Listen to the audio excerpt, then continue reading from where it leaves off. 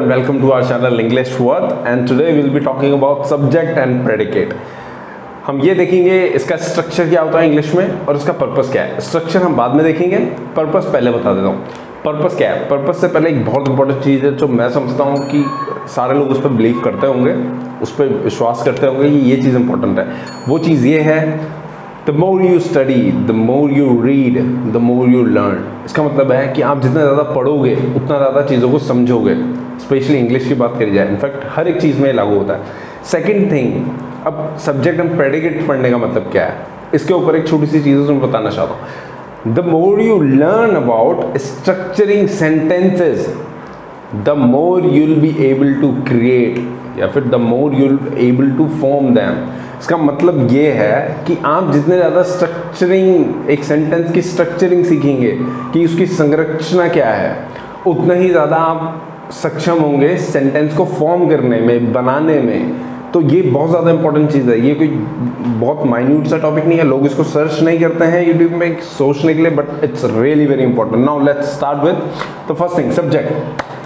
Subject के ऊपर lecture number 2 और लेक्चर नंबर 3 और आई गेस 4 है हमारा, बहुत डेप्थ में ग्रंथ है वो वहाँ पे। तो मैं सब्जेक्ट की इंपॉर्टेंट चीज़ लूँगा just for a revision. Now subject is a noun, pronoun और अ नाउन फ्रेज।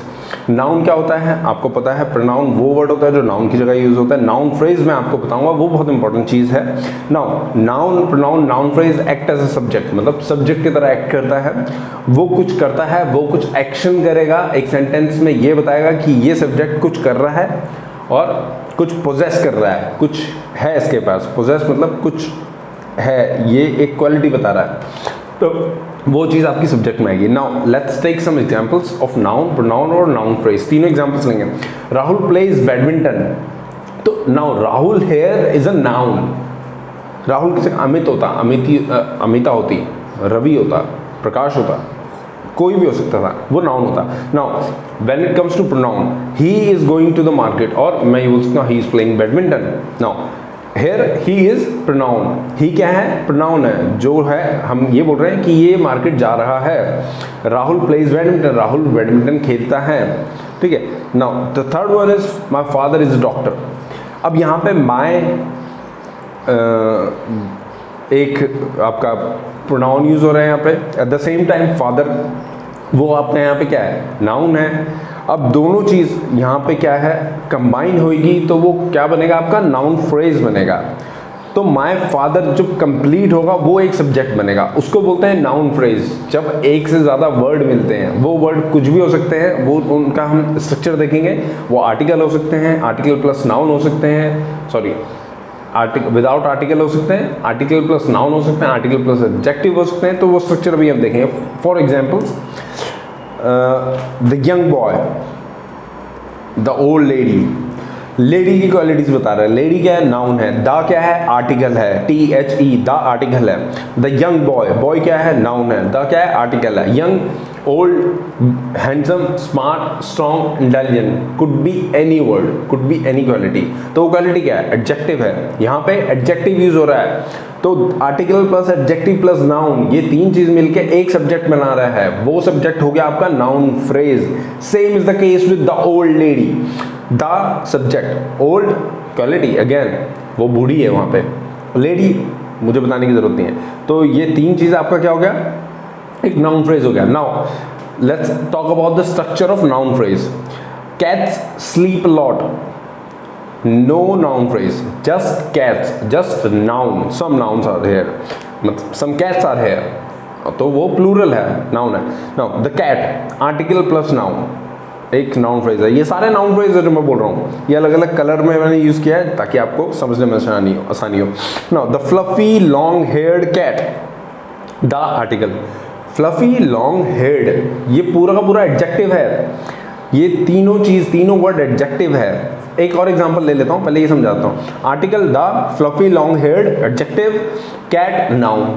नाउन में कोई परेशानी नहीं आनी चाहिए, नाउन आपको पता होना चाहिए, आप सब पता कर लेंगे। आर्टिकल पता है, नाउन पता है, बाकी का बचा हुआ एडजेक्टिव है। Another example, a big brown bag, आ गया समझो है। A big, a article, big बहुत बड़ा साइज का है, ब्राउन कलर है, बैग तो बैग आपका नाउन हो गया, खत्म। Now when it comes to prepositional phrase भी होता है। The cat on top of the stool, तो यहाँ पे क्या है, the cat on top of the stool sleeping, तो यहाँ पे क्या, द कैट ऑन टॉप, तो ये पूरा का पूरा एक सब्जेक्ट बता रहा है आपका, ये आपका नाउन फ्रेज है यहाँ पे। The cat, the box, sorry इसमें जो सब्जेक्ट है वो द कैट है, ये पूरा का पूरा एक नाउन फ्रेज है यहाँ पे। The box in the attic, तो ये पूरा का पूरा आपका नाउन फ्रेज है। द आपका आर्टिकल हो गया, बॉक्स आपका नाउन हो गया, इन द एटिक आपका IN, ऊपर वाले में मैंने शायद आपको बताया नहीं, ऑन प्रीपोजिशन होती है, इन प्रीपोजिशन होती है, इन द एटिक वो एटिक के अंदर है, और क्या नाम है, ऑन टॉप ऑफ स्टूल के ऊपर। My little brother always feared monsters in the closet एक अलमारी टाइप की होती है जो यूजुअली रूम में होती है आपके, तो वो हमेशा ये सोचता है कि क्लोजेट के अंदर क्या है, एक मॉन्स्टर है। और उसके अलावा क्या था, the cat on the top of stool, मुझे लगता नहीं ये बताने की जरूरत है, जो स्टूल के ऊपर एक बिल्ली है वो सो रही है। The fluffy long haired cat, the fluffy मतलब होता है बहुत बालों वाला जानवर, तो बहुत सारे बाल्स होते हैं, क्यूट सा दिखता है। फ्लफी लॉन्ग हेड, उसके लंबे बाल है और वो फ्लफी है, वो बहुत ज़्यादा गुदगुदे जैसा दिख रहा है बाहर से, तो कैट फ्लफी, ठीक है ना। तो last one, most big cats Hunt at night, इसका मोस्ट का मतलब क्या है, डेटरमिनर्स, दीज आर डेटरमिनर्स, मोस्ट डेटरमिनर्स होता है मतलब एक क्वांटिफायर या फिर एक क्वालिटी बताएगा आपका, यहाँ पे क्वांटिफायर के बारे में बता रहा है। मोस्ट बिग मतलब एडजेक्टिव, कैट मतलब नाउन। सो मुझे अब समझाने की जरूरत नहीं पड़नी चाहिए कि नाउन फ्रेज क्या होता है। नाउन फ्रेज विदाउट आर्टिकल हो सकता है, विद आर्टिकल्स हो सकता है, विद एडजेक्टिव हो सकता है, विद प्रीपोजिशन हो सकता है, और उसके साथ आपका डेटरमिनर्स भी यूज हो सकते हैं। नाउन ऑब्जेक्ट है, नाउन फ्रेज, खत्म बात। मैं इसमें ज़्यादा एग्जांपल्स नहीं लूँगा क्योंकि बहुत आसान है, बहुत लेक्चर्स ले चुके हैं। ही इज़ प्लेइंग क्रिकेट, तो he is playing what, cricket is object. Ruchika feeds the baby, now here comes your pronoun the baby, sorry now Sophia gave her hungry baby, शायद मैंने बेबी लिखना भूल गया, gave her hungry baby a बोतल, ठीक है।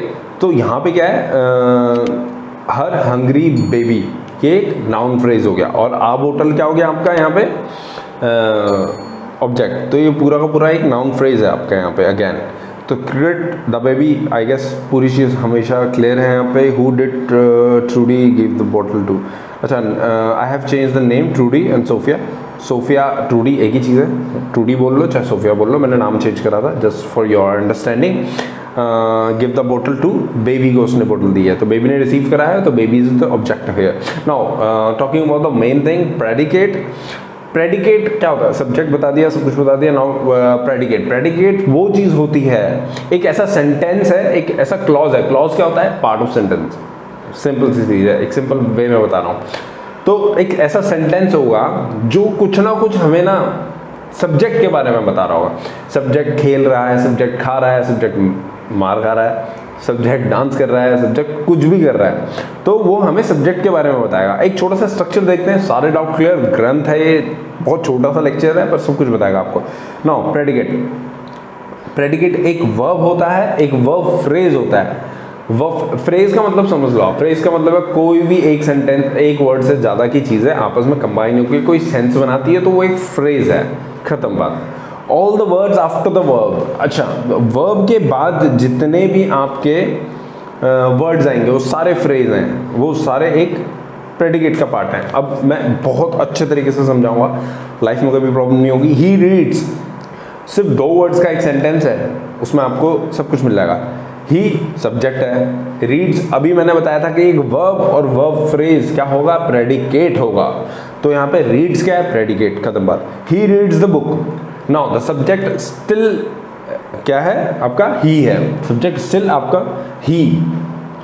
But the predicate यहाँ पे क्या है, मैंने इंग्लिश में लिखा है has some extra words with it. यहाँ पे क्या है, रीड्स द बुक। अब मैंने बोला था वर्ब और वर्ब के बाद के सारे वर्ड्स आपके क्या होंगे, प्रेडिकेट का पार्ट हो गए ना। स्टिल ये सेम चीज़ मैंने लिखी है। यहाँ पे क्या है, सब्जेक्ट आपका ही रहेगा क्योंकि अभी भी वो मॉडिफाई कर रहा है, मतलब एक्सप्लेन कर रहा है, मतलब वो कुछ कार्य कर रहा है वहाँ पे, वो करता है, वो विषय ही है यहाँ पे। अगेन प्रेडिकेट के बारे में मैं ऑलरेडी बता चुका हूँ। नाउ थर्ड सेंटेंस लेते हैं हम यहाँ पे, he reads the book in the park on Tuesdays. अब यहाँ पे क्या बताया है मैंने, अच्छा इससे पहले वाले सेंटेंस का मतलब आपको शायद समझ में आ गया होगा, ही रीड्स द बुक ज़्यादा टफ नहीं है, वो बुक पढ़ता है।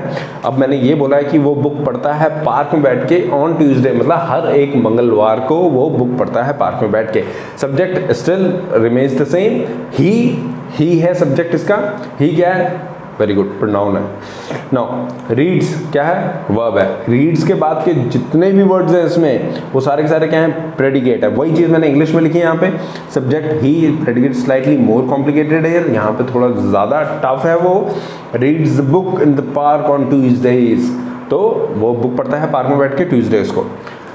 मेरे ख्याल से अब आपको समझ में होगा, 3 सेंटेंसेस हैं, तीनों सेंटेंसेस का अलग अलग स्ट्रक्चर था, आपस में रिलेटेड थे। Now another example, the cat is sleeping in the sun.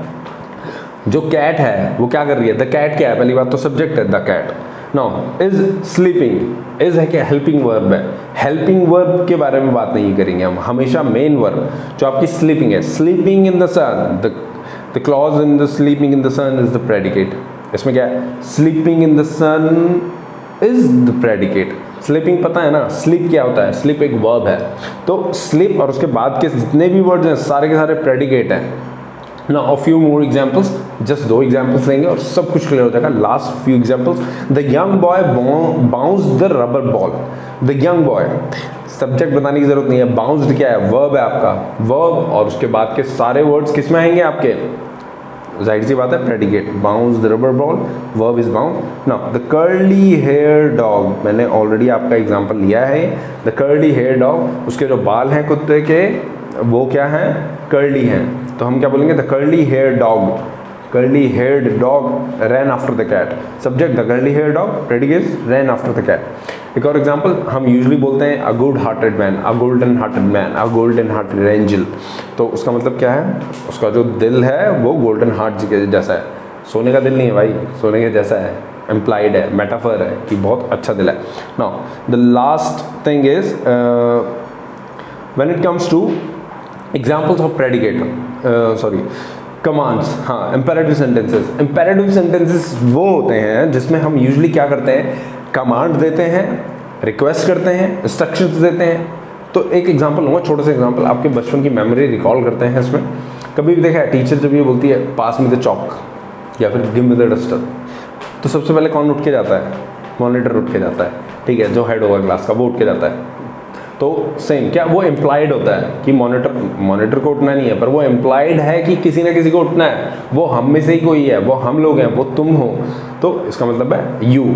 Usually हम क्या बोलते हैं, जो इम्प्लाइड सब्जेक्ट होता है वो यू होता है, यहाँ पे हमेशा यही बोला जाता है, जो भी इम्प्लाइड है वो यू है इसमें। For suppose first thing is close the door, अगर जो कभी टीचर ने बोला है क्लोज द डोर, तो कभी शायद किसी का नाम नहीं लेती टीचर, तो क्या बोलते हैं, कोई एक में से, एक बच्चे में से जाके दरवाजा बंद करता है। Same is the case with, अगर जो चौक मांगे तो कोई एक कर देता है। तो this is the way it is.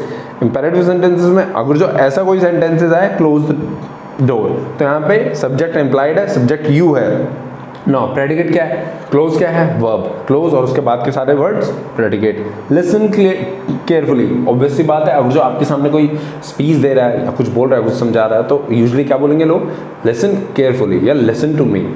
तो यहाँ पे क्या है आपका, लिसन वर्ब है, लिसन के बाद का सब कुछ आपका क्या है, आपका प्रेडिकेट में आ गया। सो ये सारे स्ट्रक्चर, आई होप कि मैंने बहुत अच्छे से आपके सारे डाउट्स क्लियर कर दिए होंगे। Okay, thank you so much, Baba, have a blessed day.